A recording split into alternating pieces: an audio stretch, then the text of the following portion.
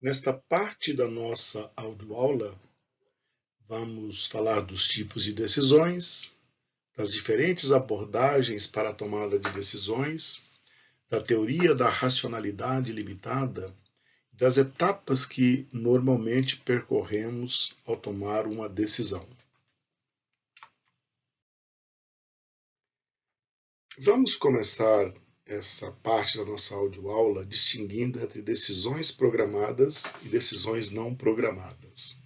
Quando falamos em decisões programadas, estamos nos referindo a uma decisão que já foi tomada várias vezes na organização e, portanto, tem-se clareza de como ela deve ser tomada. Por exemplo, a reposição de estoque, a decisão sobre que tipo de informação colocar num relatório contábil, por exemplo, a contratação de um novo funcionário e a demissão de um funcionário cujo desempenho não é satisfatório, são todos exemplos de decisões programadas. Decisões programadas são tomadas nos níveis básicos da hierarquia da organização, envolvendo os funcionários técnicos, o primeiro nível de gerência, chamada geralmente de supervisores, e com a participação, eventualmente, do nível tático de gerência.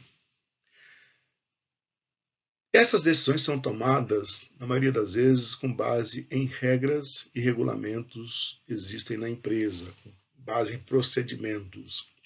Regras e regulamentos são orientações claras sobre o que é permitido e o que é não permitido da organização. Já os procedimentos são sequências de etapas, digamos um passo a passo, que pode ser usado na solução de problemas, na tomada de decisões. Bom, decisões não programadas são decisões únicas que não foram tomadas anteriormente pela organização e, portanto, não existe uma memória sobre como tomá-las e não existem regras claras e muito menos procedimentos sobre como fazê-las. Decisões não programadas são, por exemplo, lançamento de novos produtos, abrir uma unidade da empresa em um país onde ela ainda não atua e nunca atuou. São decisões tomadas no nível mais alto da hierarquia das organizações, o chamado C-Level, cujos cargos começam com o nome C, CEO, COB e assim por diante. Vamos falar agora do tipo de ambiente onde se toma decisões. Ambiente de certeza, ambiente de risco de incerteza, e o Richard Deft, diferentemente de outros autores, acrescentou um quarto tipo de ambiente que ele chamou de ambiente de ambiguidade e conflito. O que é um ambiente de certeza? É um ambiente em que caracteriza uma situação na qual o tomador de decisões pode decidir de maneira segura, pois todos os resultados são previamente conhecidos, como, por exemplo, quando você aplica o seu dinheiro na poupança ou no título de renda fixa. As informações para a tomada de decisão, cursos de ação e os resultados das alternativas estão totalmente disponíveis ao gestor, ou seja, ele tem informações suficientes para ter clareza de qual vai ser o resultado da decisão. Já um ambiente de risco, ele retrata as condições nas quais o tomador de decisões tem apenas condições de estimar as probabilidades de certos resultados. Quando você vê uma pesquisa eleitoral, ela fala do número que um determinado candidato tem e de uma margem de erro, normalmente 2 pontos percentuais para mais ou para menos. Desse modo, se um candidato é apresentado na pesquisa com 20% dos votos e a margem de erro é de 2 pontos percentuais, ele tem entre 18% e 22%. Isso caracteriza um cenário de risco, ou seja, eu consigo estabelecer qual é a probabilidade do resultado, isso não é uma certeza, e consigo ainda, usando ferramentas estatísticas, calcular a possibilidade dessa previsão estar errada. Um ambiente de incerteza é a situação na qual o tomador de decisões não pode nem mesmo fazer estimativas razoáveis de probabilidades e resultados. Eles sabem quais são as metas a serem alcançadas, mas as informações sobre alternativas e eventos futuros são incompletas. Toma-se uma decisão usando, na maior parte das vezes, mecanismos de intuição, que não é chute, é um refinamento de experiências passadas e, portanto, o uso de uma sabedoria interna para a tomada de decisões. O Richard Deft incluiu um quarto tipo de ambiente que ele chamou de ambiguidade e conflito.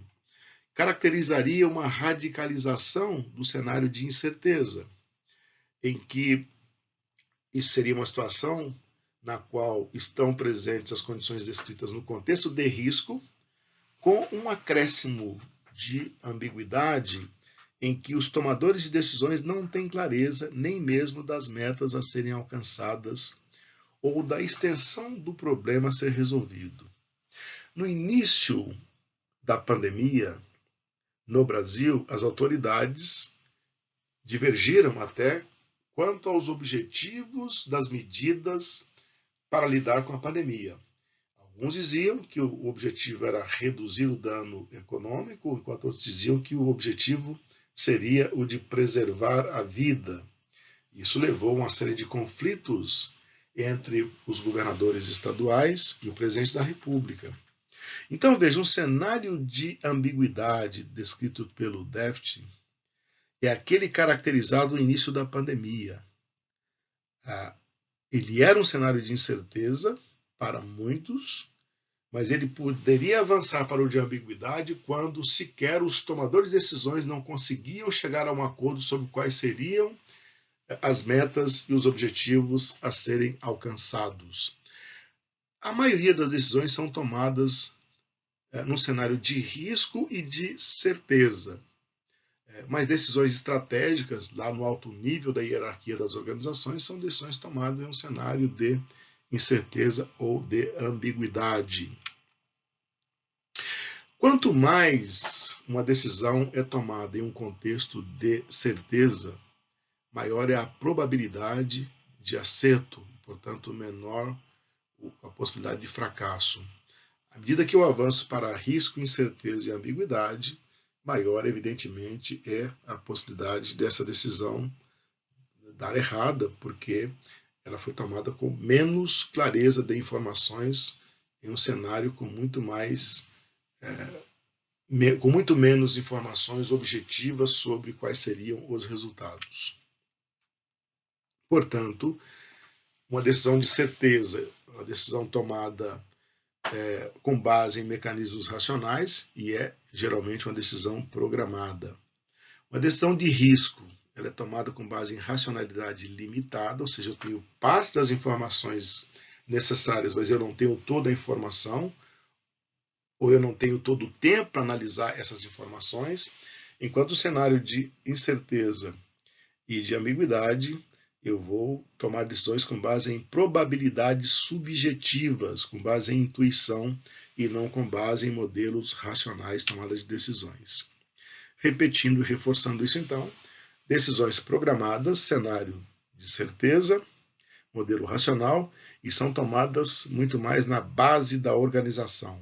Técnicos, profissionais de primeiro nível de gerência, com a participação do nível intermediário. Decisões de risco já envolve o nível intermediário com o C-level, com o nível estratégico. Decisões que, num cenário de incerteza e ambiguidade, são decisões tomadas no mais alto nível da hierarquia organizacional.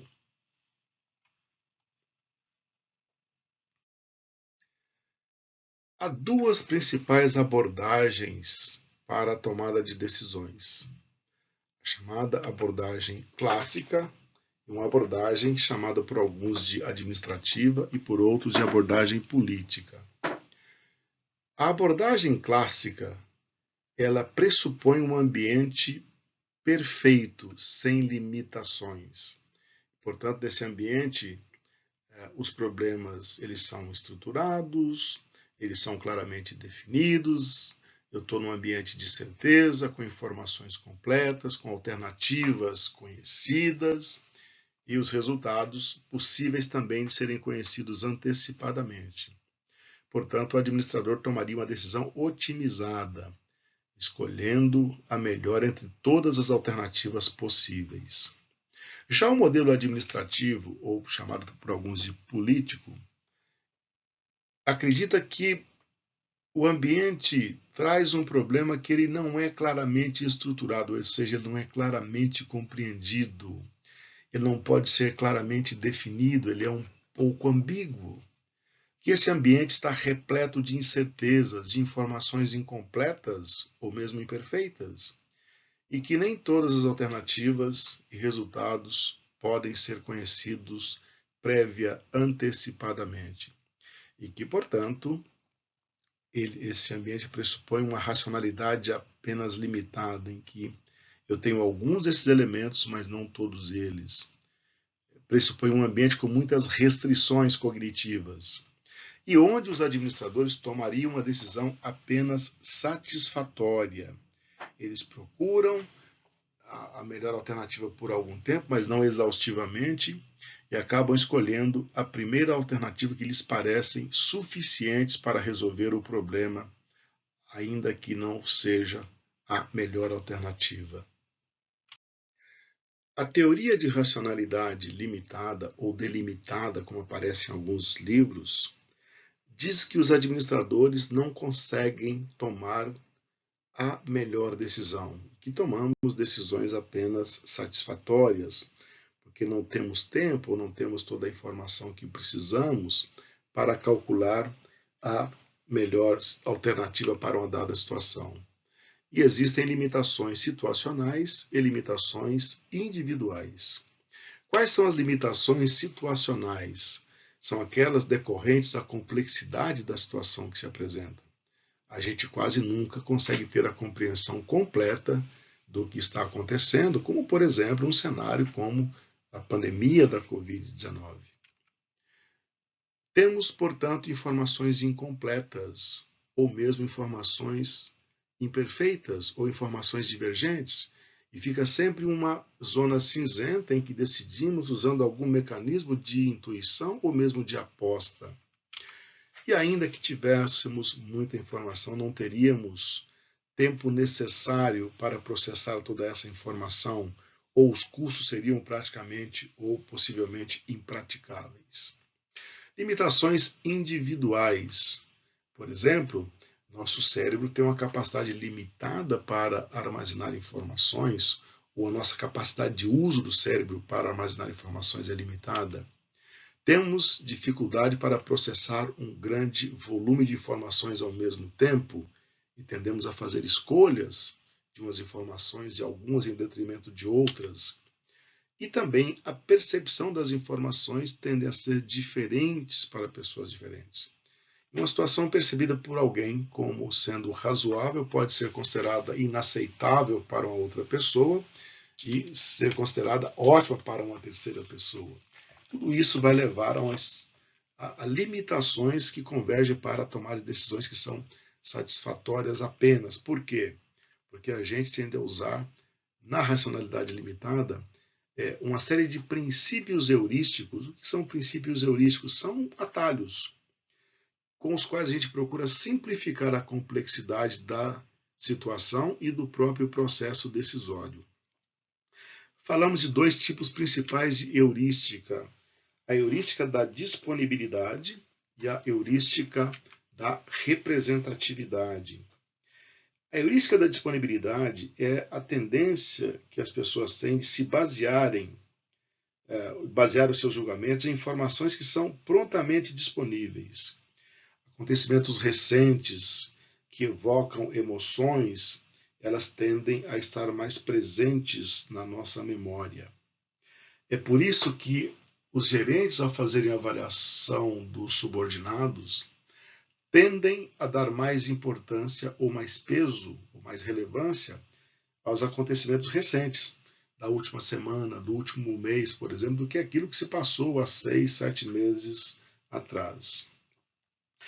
Já a heurística da representatividade é a nossa tendência de avaliar a probabilidade de ocorrências, fazendo analogias e percebendo uma identidade de situações onde ela de fato não existe.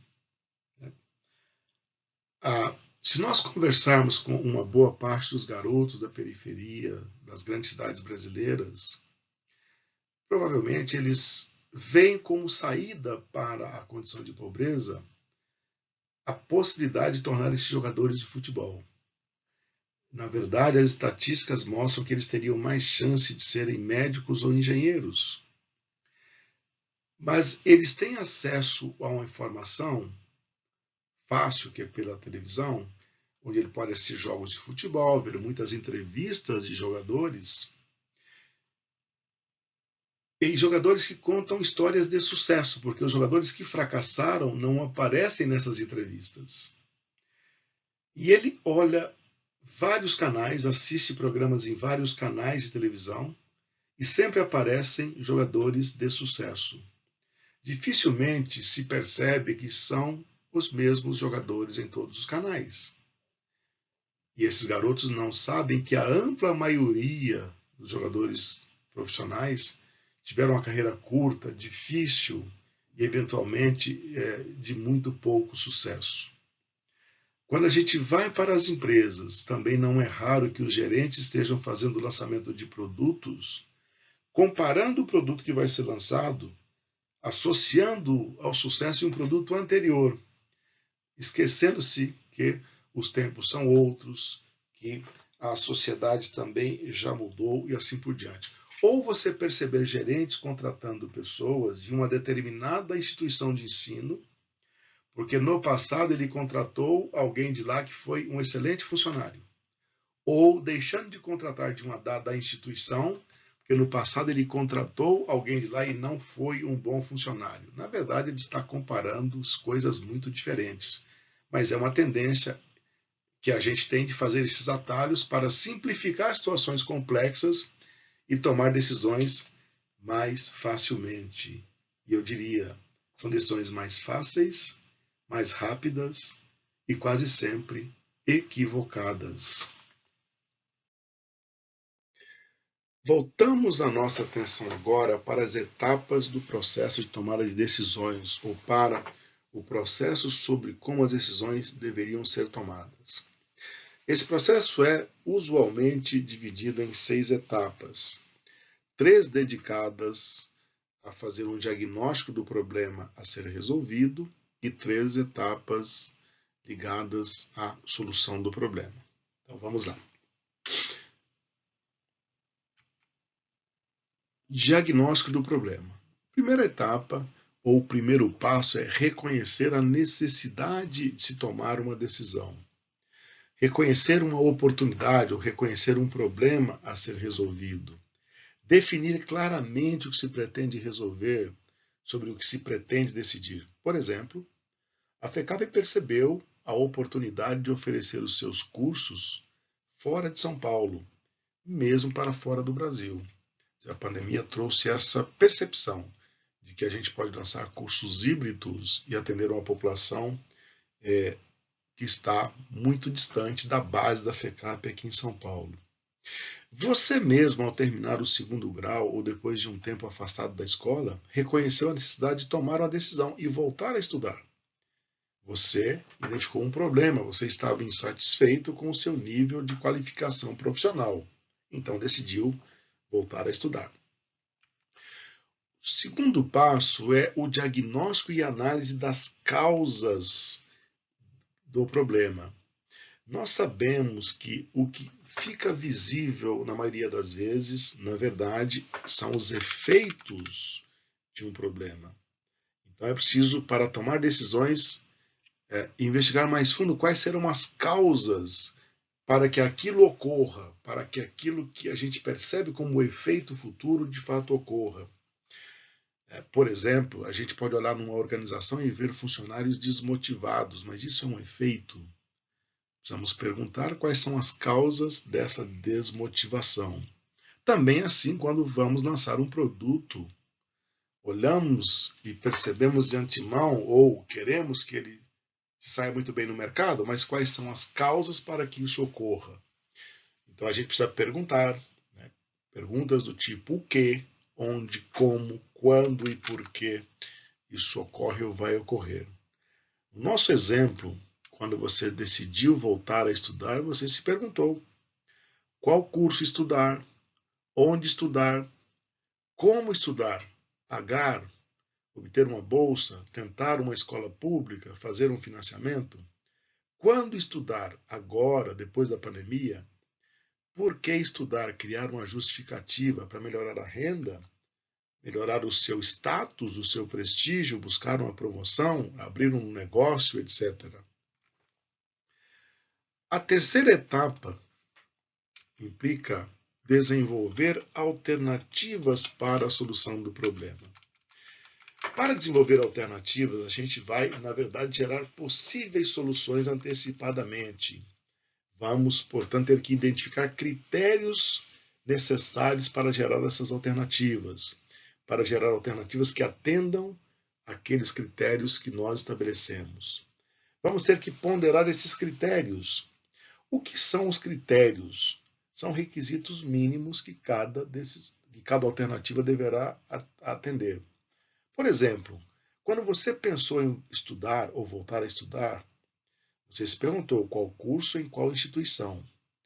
E você certamente considerou as suas preferências, as suas possibilidades de encontrar um emprego depois de formado, ouviu a opinião de parentes e amigos, foi influenciado por algum tipo de guru que você admira, e aí você decidiu por tal curso. Então agora, onde estudar?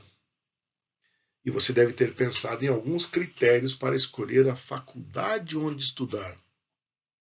E é provável que você tenha pensado em prestígio da instituição, qualidade do curso, preço do curso e também localização da instituição, levando em conta que você poderá um dia voltar para o formato do ensino presencial, que seja uma localização mais próximo possível da sua casa, do seu local de trabalho.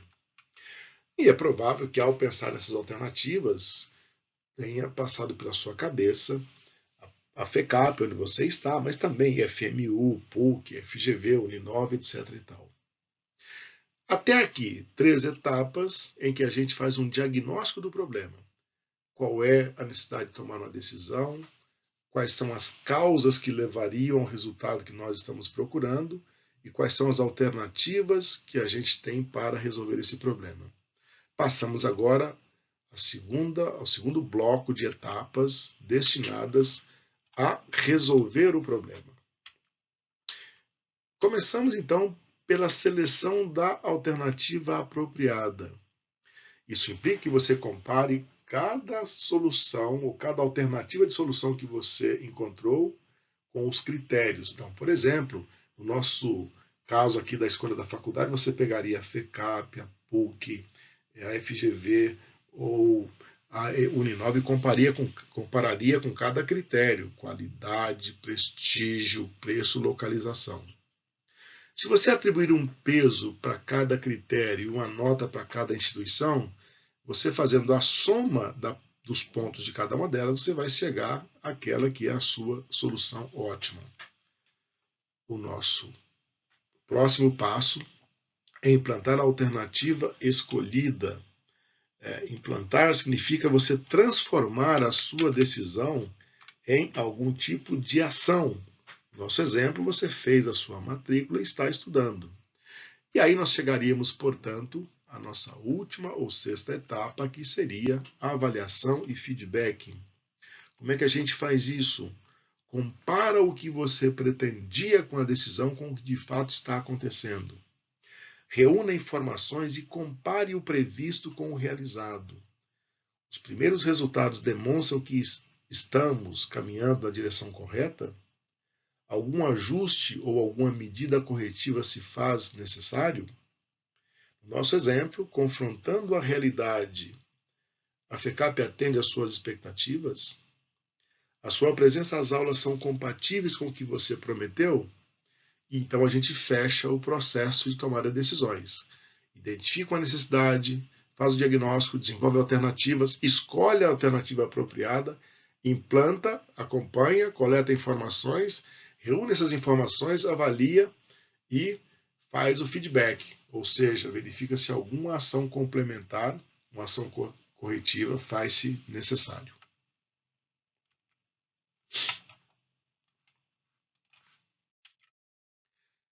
Bom, nós estamos num cenário em que cada vez mais você tem uma espécie de uma interação entre o ser humano e a máquina.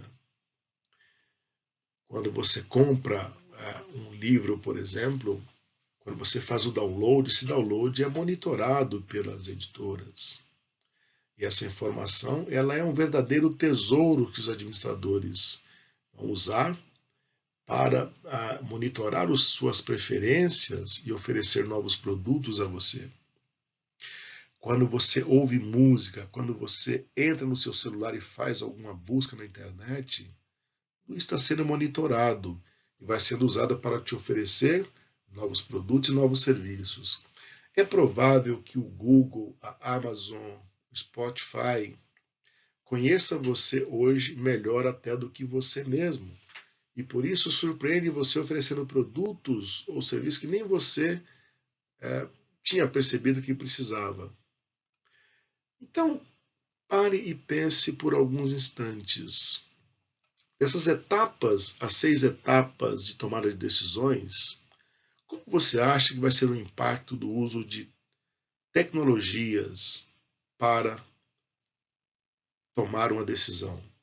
Qual dessas etapas você acha que será mais prático fazer com o uso de tecnologia e quais você acredita que serão melhores feitas por seres humanos? Como é que você acha que será a decisão no futuro? Ela será apenas das máquinas? Ela será apenas dos seres humanos? Ou ela será uma espécie de uma complementaridade entre ambos? E se complementar, por onde você acha que a decisão deveria começar? Pelo ser humano e depois complementada pela máquina, ou pela máquina e depois complementada pelo ser humano? São questões que vão estar no seu dia a dia, na academia, nas organizações, nas sociedades em todo o mundo.